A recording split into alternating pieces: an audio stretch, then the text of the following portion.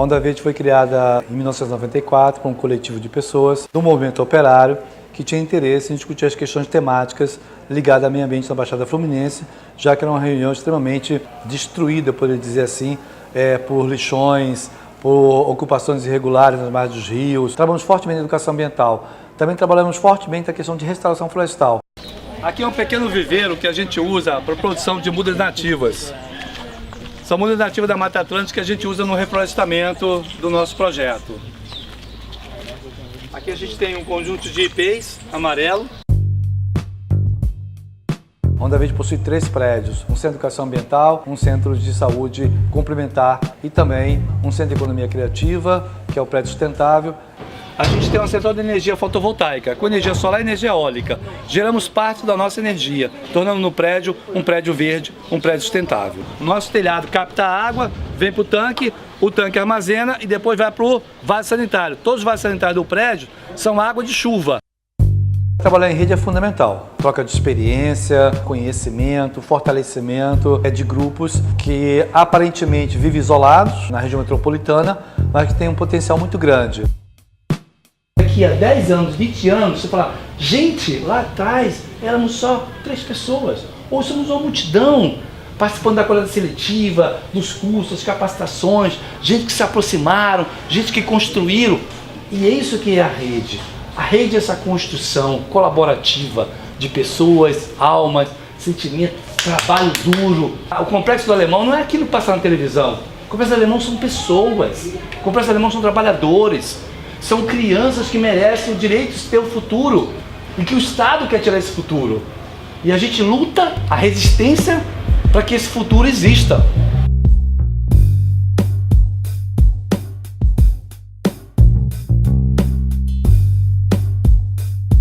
Estamos aqui, né, no Engenho da Rainha. Aqui é uma das nossas sedes. A outra sede fica em Olaria, no Morro da Esperança, na Pedra do Sapo. Que a gente atua nessa área da horta e com a educação ambiental com as crianças do território, porque daqui a pouco elas estão aí. E trabalhamos também com bioconstruções e tecnologias de baixo custo. O Ponto de Cultura é outro projeto que foi aprovado também, já está na 3ª fase, né? Apesar de toda a dificuldade de liberação de recursos e tal, já está na 3ª fase do projeto. E a segunda e a primeira, a gente entrou, na verdade, na primeira fase do projeto, foi aí que a gente se ligou 2014. Mais ao Verdejar. Em 2014 que a gente fez um filme e tal. Tem o Olhares, Serra que atravessa gerações. Um documentário a respeito aqui do olhar dos moradores, né? Em relação à serra. Isso aqui em cima eu conheço tudo, cara. Aqui é como se fosse um quintal mesmo da nossa casa, uma extensão da nossa casa. Serra da Misericórdia, ela era uma área esquecida dentro da cidade do Rio de Janeiro, entendeu? Então, a partir do trabalho do Verdejar, que Poeta e outras instituições, como a Bicuda, que tem aqui atrás, ou ainda tem outras, eles conseguiram que em 2000, o prefeito na época, que era o Conde, ele decretasse isso aqui uma APARU, Área de Preservação Ambiental e Recuperação Urbana.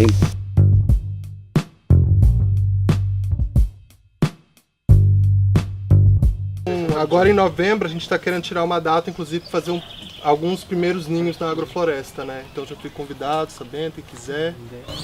Eu quero indicar uma amiga. Eu até chamei ela lá no fórum que eles fizeram, teve lá nos prazeres. Ela foi e falou lá sobre agrofloresta. Legal. Ela tá com um projeto bem legal, assim. Pô, bota ela em contato com a gente, legal. Legal, ela tá aqui na rede de vocês. Legal. Aqui é a nossa horta. Nesse espaço aqui a gente faz a compostagem, onde a gente prepara um pouco de terra para adubar os canteiros, né? Aqui a gente tem o nosso minhocário e aqui nós temos os nossos canteiros. A gente tem os encontros toda quarta-feira de manhã. Então a gente tem feito campanha com os moradores de estar vindo aqui, ajudar a gente a fazer o manejo, ajudar a mexer na compostagem, a arrumar o local e trazer também o seu material orgânico, né? Quando os moradores trazem, ajudam na composteira, ajudam no manejo e de quebra leva um legumezinho, leva um alface, uma coisinha ou outra para casa para poder ter um alimento orgânico, natural. E a gente continua aqui resistindo para poder manter essa área verde viva e bonita, preservada.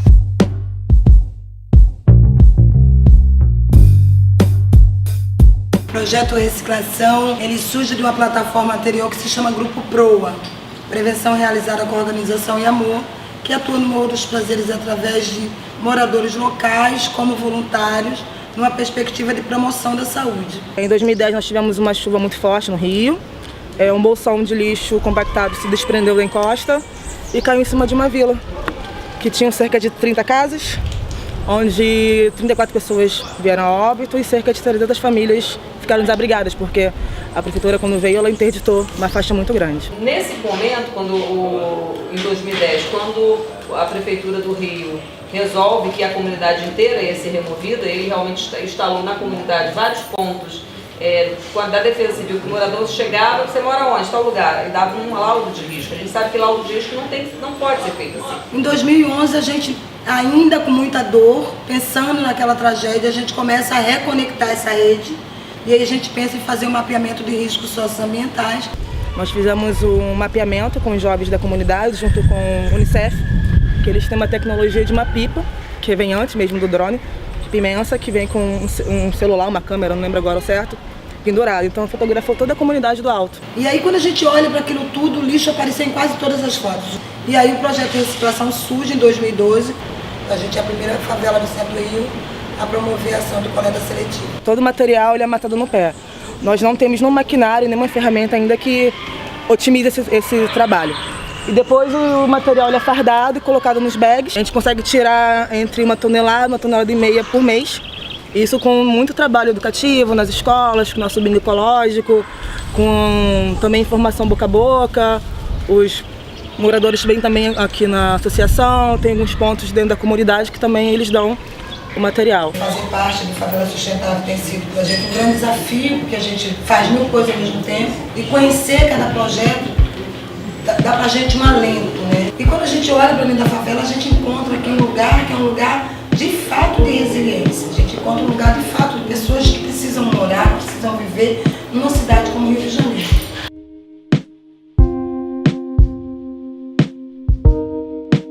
Eu era muito nova, acho que eu tinha 8 anos quando tudo começou. A gente morava na comunidade Jorge Turco, ela passa pelo rio Acari. E o principal motivo de enchente do rio Acari eram as garrafas PET. O rio Acari sempre enchia e teve uma enchente em 98, por aí, eu era muito pirralha, que matou muitas pessoas, desabrigou muitas pessoas ribeirinhas daquele rio. E o meu pai sempre foi muito líder comunitário, sempre foi muito presente na comunidade. Ele nasceu, criou os filhos naquela comunidade.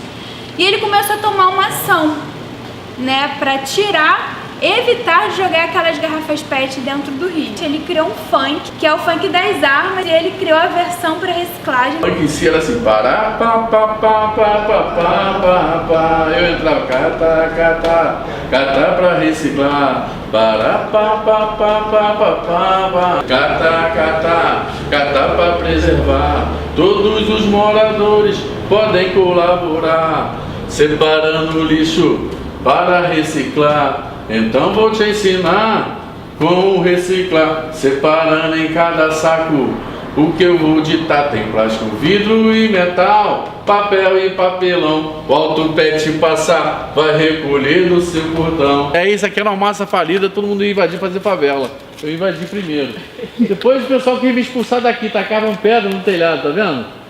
Pra me expulsar daqui, mas eu me mantive aqui e virou esse projeto que hoje aqui ajuda a gerar emprego e renda aqui para a comunidade. Eu ouvi que muitos grupos trabalham com catadores, inclusive o nosso. E aí eu queria saber dos outros grupos se vocês dão alguma formação ou algum outro auxílio, não em relação ao financeiro, que a gente também não consegue dar, mas, por exemplo, como a gente faz com assistência social para esses catadores que vocês abraçam no projeto de vocês. No nosso projeto eu acabei formalizando uma cooperativa, porque chegou um ponto que deu tão certo que a gente precisou formalizar a cooperativa.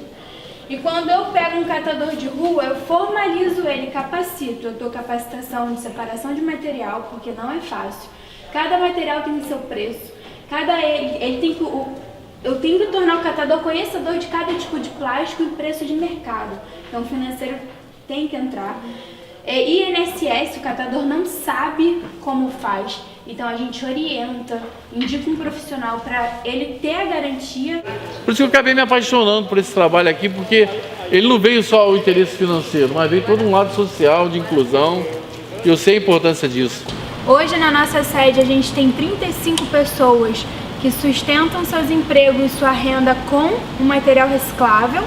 Né? Na nossa unidade a gente também faz a reciclagem do orgânico, do óleo de cozinha, e esse pra gente é o nosso principal projeto, né? Gerar renda através do lixo.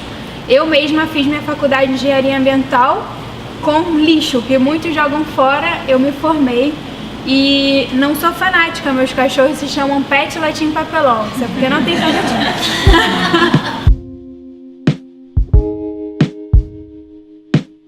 Em 2007 para 2008 a gente criou a cooperativa Vale Encantado, surgindo então com 25 membros mais ou menos, que é praticamente um quarto da população da comunidade, né, que tem hoje 116 moradores. E dali a gente começou a desenvolver os trabalhos, as atividades, fazer as caminhadas, fazer a parte da gastronomia, né.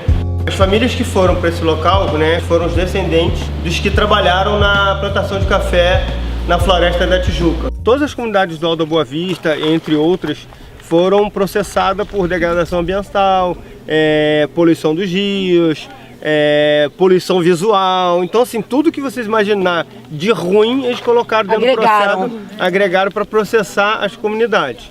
E aí a gente teve que fazer todo um trabalho assim, contrário do que eles deveriam fazer, que era fazer o levantamento, ver quantos anos essas comunidades têm, fazer um levantamento histórico, né? Esse processo, na verdade, o Ministério Público Estadual entrou acusando as comunidades aqui do Alto da Boa Vista que estava favelizando a floresta. As comunidades, junto com a Defensoria, começaram, na verdade, a fazer um levantamento de que as comunidades aqui, na verdade, não estavam crescendo. Elas estavam se mantendo no tamanho, ao contrário do que eles estavam dizendo, elas estavam preservando a área. E esse processo também que a gente está fazendo, que é do biodigestor, da rede de tratamento de esgoto, é justamente também mostrar que nem todas as comunidades estão fazendo essa degradação ambiental como eles dizem que está sendo feito. Aqui é o biossistema. O projeto mesmo é ligar todas as casas, ou seja, estão 25 casas, tem 5 casas que estão ligadas, acho que estão mais próximas. Então, dentro do projeto, ligando o restante das casas, a gente não vai ter mais o esgoto sendo jogado no meio ambiente, então vai ser todo tratado. Ele vem todo para cá, vai vir todo para cá. O trabalho de vocês é de suma importância para uma defesa, para desmistificar e desmitificar essa da comunidade ser poluidora, isso é muito importante. Isso durante a obra a gente ouviu de uma moradora que quando veio visitar aqui, ela falou, agora os pobres estão limpando e só os ricos que estão sujando a floresta. Né? Plantas que vocês estão vendo em volta é o pós-tratamento do que sai do biodigestor, é uma zona de raízes, são plantas que absorvem os nutrientes para que essa água que volta para a floresta volte com uma carga orgânica muito menor do que ela está entrando no biodigestor. Esse foi o primeiro biodigestor que foi construído aqui no Vale Encantado, que a intenção era só fazer um biodigestor só para os restos de comida do restaurante e, consequentemente, está gerando biogás para eles cozinharem ali. Esse é o gás que é produzido, que quase não dá para ver, tá vendo? É azulzinho. Só quando você põe fogo em alguma coisa que você consegue ver. E assim, da primeira visita que a gente fez, né, ficou me tocando muito foi a rede, né? Não uma teia, mas uma rede. Então, que é o que fortalece, acho que esses diálogos e o conhecimento de cada um é o que é importante para montar essa rede. Então, isso me tocou muito. Bom, a Ecomuseu surgiu em 2008, com a necessidade da população local em revigorar a história e a memória para estar elevando a autoestima da população local. Muitas pessoas pensam que Sepetiba não faz parte da cidade do Rio de Janeiro, mas Sepetiba é um bairro da cidade do Rio de Janeiro. Mas devido a toda essa distância que é percorrida para se chegar até aqui, que é no extremo oeste da cidade, as pessoas têm essa dificuldade de percepção. Então isso faz com que nós sejamos mais segregados socioespacialmente do que os outros bairros da cidade. O objetivo desse passeio, que era voltado inicialmente apenas para os moradores, é reconhecer e redescobrir o que nos dá identidade. Gente, esse é o nosso patrimônio e esse cara é o nosso referencial. A gente vem aqui, sempre para com o visitante aqui para falar com ele. O seu Durval faz barcos, é carpinteiro naval. E ele se diz caiçara, gente. O progresso é importante, ele tem que existir, mas ver se ver o crime ambiental, crime ecológico que vai acontecer, as pessoas que vão sofrer com o progresso. A gente valoriza muito o patrimônio ambiental, porque a Baía de Sepetiba é um patrimônio ambiental, embora degradada. Pô, o seu Salviano conta pra gente que antigamente ela era chamada de Baía dos Milagres, que vinha gente de tudo quanto é lugar aqui, gente que se curava do reumatismo, de doenças de pele, com essa lama que tinha aqui, que era rica em monazita. Eu não sou bióloga, mas eu acredito que o mangue esteja beneficiando a vida na Bahia. A tecnologia de tratamento, de pós-tratamento do efluente do biodigestor, a gente chama de zona de raízes em português, mas o nome em inglês é Constructed Wetland. E wetland é zonas alagadas, que é como se fosse um mangue. É meio que um brejo, um mangue construído, e aí são plantas que fazem a filtragem dos nutrientes. Isso. Porque que sai do biodigestor sai ainda com muito nitrogênio, fósforo e potássio. Então são plantas de brejo que filtram nitrogênio, fósforo e potássio para que a água que saia da zona de raízes saia já com menos. Vocês viram o biodigestor lá não, da Verde? A gente tem as plantas que ele está falando lá, quando sai o sistema lá do biodigestor, parte vai para essas plantas. Algumas pessoas chamam o mangue de filtro, falam, o mangue é filtro e tal. Eu na minha cabeça pensava que era por conta do resíduo, porque o mangue segura garrafa PET, segura plástico, mas ele também pode filtrar a água, então.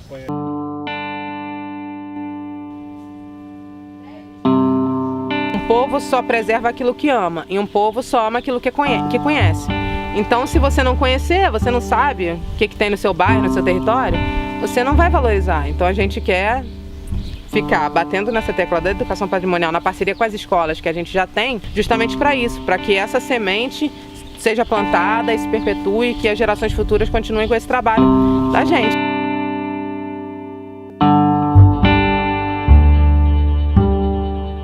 Esse quilombo aqui ele é datado, um dos mais antigos do estado do Rio de Janeiro. Ele é datado de 1524 e teve uma frota que chegou com alguns portugueses aqui e com muitos africanos escravizados em seus porões.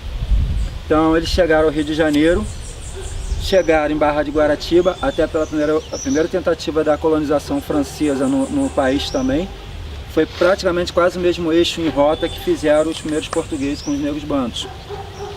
E eles vieram já para cá, lombo de animal, seus próprios, trabalho escravo, que eram os escravizados.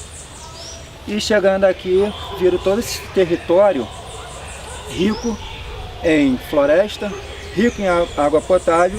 Então é aqui que eu vou instalar o engenho. Somos uma biodiversidade que em lugar nenhum é encontrada.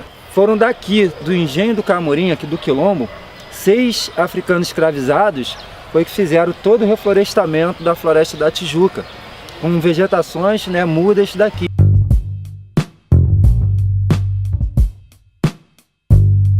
Essa gruta aqui é onde serviu de refúgio para primeiros africanos escravizados trazidos para o Brasil. Aqui dentro do Quilombo do Camorim, ele foi formado entre mulheres, não tem a quantidade hoje por escrito de realmente da época da fuga. Quantas mulheres subiram, quantas crianças e quantos adultos, homens. Eu não tenho ainda esse relato, mas a primeira fuga foi entre mulheres, crianças e homens, mas a maioria é tudo homens.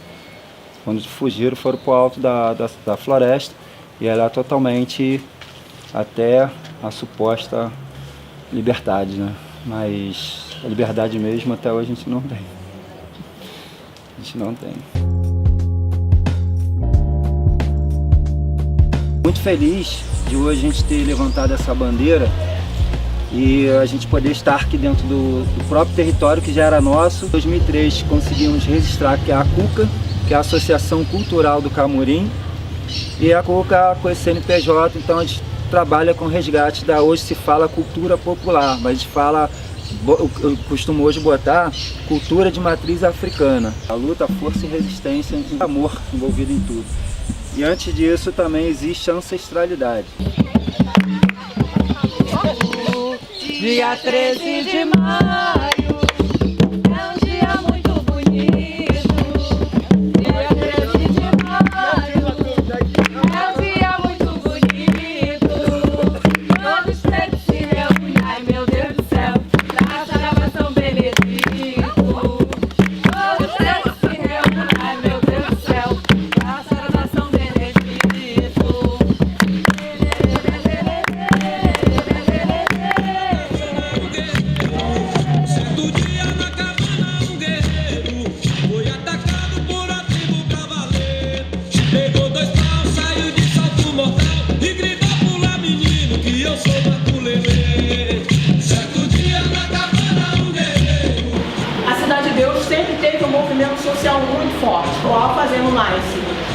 de grupos de professores, pessoas que chegaram ao nível de ensino médio e estavam indo para a faculdade e tal, e a gente incomodado porque a gente olhava numa ponte que tem na Cidade de Deus, a gente olhava e a barra cada vez mais próximo da gente, e a gente não tinha nenhuma política pública que de fato melhorasse a qualidade de vida dos moradores que estavam na Cidade de Deus. E a gente depois monta um plano de desenvolvimento local Cidade de Deus, que tem 9 áreas temáticas, para que as instituições da Cidade de Deus briguem por política pública para a Cidade de Deus, porque o Eu Fazendo sozinho não faz nada.